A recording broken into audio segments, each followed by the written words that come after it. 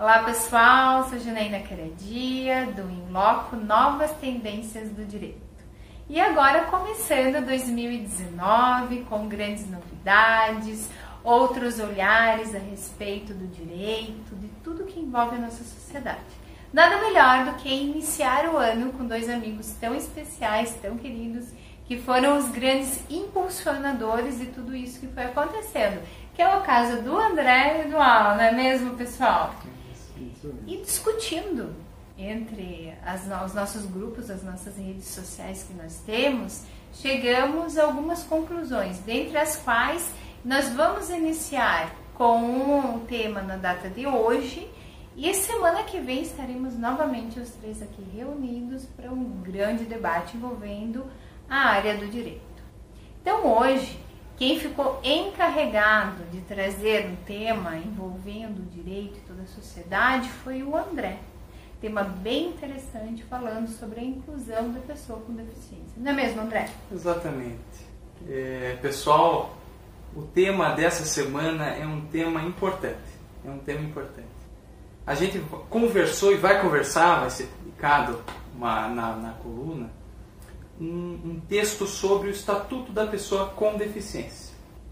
Foi publicado recentemente e criou algumas mudanças aí no cenário jurídico brasileiro. Tá?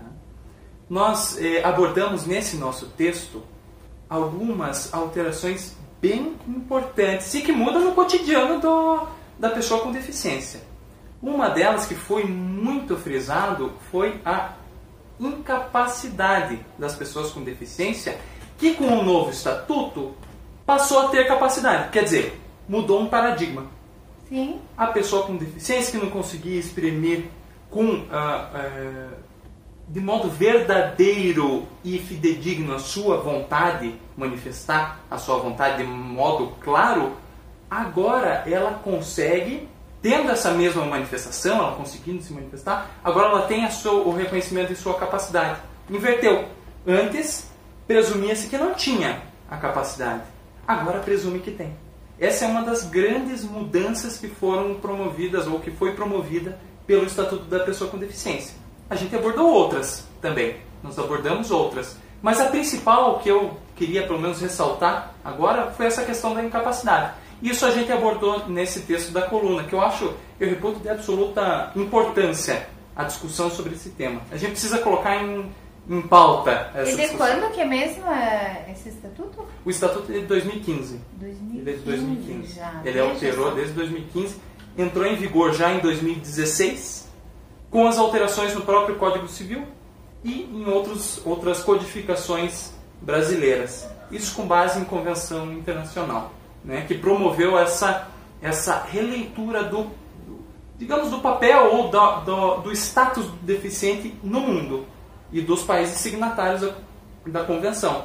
E o Brasil, sendo um dos países signatários, promoveu esse estatuto com base na Convenção e teve toda uma alteração no cenário jurídico brasileiro. A incapacidade é uma das alterações.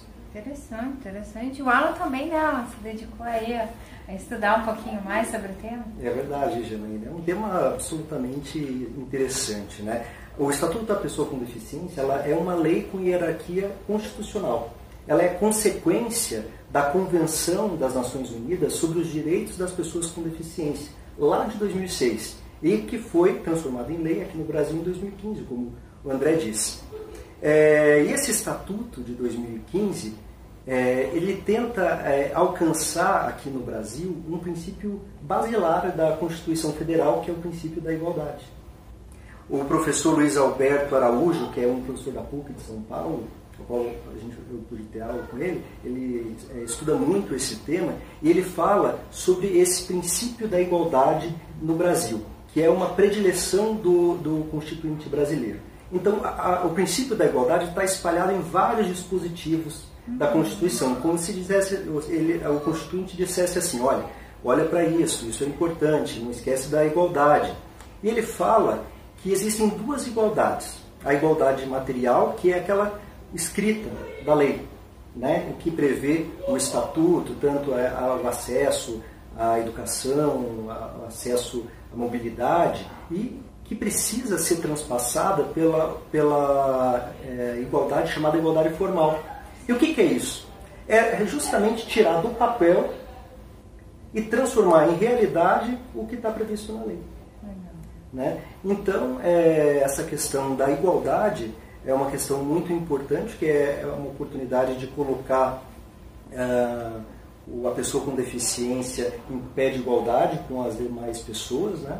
E como o André disse, essa questão da transformação, da revogação de dispositivos do Código Civil brasileiro sobre a incapacidade absoluta da pessoa com deficiência, ela permitiu com que essa pessoa pudesse participar da vida, se empoderasse, se sentisse em pé de igualdade das outras pessoas para participar da vida civil. E uma grande questão é que com o Estatuto da Pessoa com Deficiência mudou um paradigma na vida dessas pessoas, porque elas puderam, a partir de então, contratar, casar, comprar, vender, isso tudo sozinho. E se houver necessidade, pode se valer ainda de um instituto brilhante, que é o Instituto da Decisão Apoiada, em que a pessoa com deficiência escolhe 2 indivíduos da confiança dela para auxiliar, para ajudar nas decisões que ela julgar necessárias. Então, se você veja, isso muda o protagonismo da decisão. Porque hoje a protagonista é a decisão da pessoa com deficiência e não mais da outra pessoa.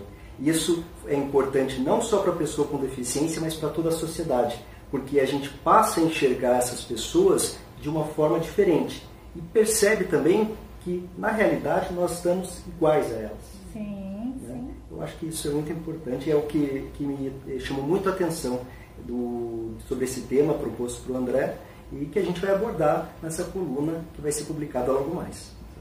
E muito interessante a fala de vocês e a escrita que me foi encaminhada também me fez lembrar de uma situação da trabalhista, né? Como é importante realmente promover a inclusão da pessoa com deficiência, porque há a obrigação de algumas empresas que atingem um percentual, né, um certo número de funcionários, de ter um percentual mínimo de pessoas com deficiência, e essas pessoas têm que ser também qualificadas. Sim. E lá em Santa Catarina, quando eu trabalhava exclusivamente por lá, nós tínhamos uma grande dificuldade de se fazer cumprir essa exigência da lei, porque as grandes empresas não conseguiam contratar. E uma das também dificuldades era a inclusão dessas pessoas com deficiência no dia a dia. Como que elas poderiam chegar até o mercado de trabalho, como poderiam voltar, como, né, será que tem a calçada apropriada para isso? Né? Será que ela pode? Quem que vai decidir, como bem o Alan falou, né? Quem que vai decidir se ela vai para aquele posto de trabalho ou não vai? Né? E assim, a gente tinha que na época ficar fazendo muito termo de ajuste de conduta, e que eu realmente tinha um posicionamento de que esse termo de ajuste de conduta era errado, porque não é que a gente tinha que ajustar uma conduta, a gente não conseguia fazer valer aquela lei, né? E André, quais são os outros paradigmas aí da lei que você achou interessante nos seus estudos? Eu dentro desse estudo sobre o Estatuto da Pessoa com Deficiência, além do próprio regime das incapacidades, que foi alterado no seu âmago, de fato, tem tantas outras alterações que foram feitas. Por exemplo, existem alguns benefícios sobre o que eu vou falar na coluna, de ordem fiscal, que são concedidas para as empresas que empregam, como você havia dito, pessoas com deficiência, justamente por haver essa mesma obrigatoriedade de contratação. Existem outras disposições do próprio Estatuto que prevêem uma norma de direito da cidade. E o que isso significa dizer? Ela dispõe sobre a exigência ou a existência de um direito do deficiente em ter a sua mobilidade, muitas vezes, ou garantia de exercício de um direito como cidadão, efetivada numa cidade. Por exemplo, a mobilidade urbana. A exigência de ônibus adaptados, como já foi reiterado, a possibilidade de você ter outros meios de acesso ao ambiente urbano de fato. Essa é uma outra alteração que eu diria que já existia no ordenamento jurídico brasileiro, mas que vem a reafirmar esse direito que, em grande parte das cidades brasileiras, isso não é cumprido. Nós estamos agora em uma capital, uma das grandes capitais do Brasil, que em muitos bairros não existe, por exemplo, uma calçada adequada para um deficiente físico. Então veja, não é porque existe uma norma anterior permitindo ou exigindo esse tratamento do município que ele é cumprido. Vem o Estatuto e reafirma esse tipo de exigência do município. Então o Estatuto ele vem a proteger, ele tenta proteger a pessoa com deficiência. Mas eu preciso ressaltar que o Estatuto ele gera uma série de controvérsias. Existe uma primeira controvérsia que o Alan muito bem mencionou sobre a tomada de decisão apoiada. É um instrumento novo que está ao lado, não é a mesma coisa estar ao lado da interdição, né? E é um instrumento no qual, ou por meio do qual, o deficiente ele pode eleger 2 ou mais pessoas para auxiliar. É auxiliar, não seria tomar a decisão por esse deficiente. E existem algumas disposições um tanto contraditórias no próprio Código Civil. Por exemplo, o deficiente ele tem plena capacidade. Sim. O Estatuto reconhece isso. Mas existe uma disposição dizendo que, em havendo contradição entre a vontade do deficiente e daquele que está auxiliando, ou daqueles que estão auxiliando, vai ser levado ao juiz essa questão. Mas para quê? Se ele já é capaz, se o deficiente já é capaz. Qual que é a eficácia disso? Por quê? Será que ele estaria mitigando essa capacidade que está sendo reconhecida? Tem alguma contradição aí. Inclusive, grau de deficiência? O grau de deficiência. Isso seria avaliado. O Código Civil não nos traz o que o juiz faria nessa situação. Dando um exemplo prático aqui. Um deficiente, ele faz um contrato de compra e venda de um imóvel, de um carro, de um Fusca. Ele pagou 100 mil reais num Fusca velho.